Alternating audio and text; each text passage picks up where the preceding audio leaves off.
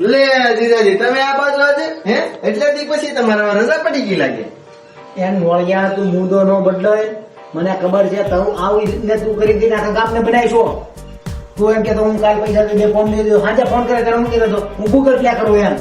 મારે ખેત અહીંયા ધક્કો છો તને કોની ગળ હોતી છે ખોટું બોલવામાં હે હું આખી દુનિયા રટલો પણ તારી જેવો ફૂટેલ જોયો મેં કે.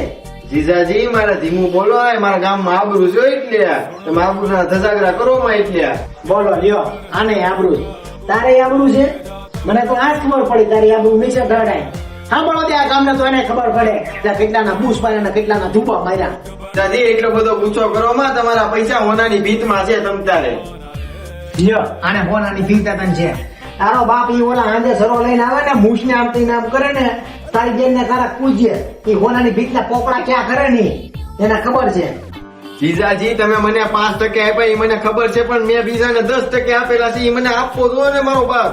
તેને 10% આપ્યા કે 20% આપ્યા મારો બાપ હું તને જાણું. તું પૈસા લેવા તું આવ્યો તો કી આવ્યો તો મેં તને આપ્યો હું મારા પૈસાનો ધણી. પણ ઈ મરી ગયો છે હવે મારે એની પાસે ક્યાં બાપા એનો છોકરા આપે તો થાય હવે. એ મરી ગયો તો મારે હું છે ભાઈ હું તને ઓળખું બીજા કોઈને ઓળખું છું.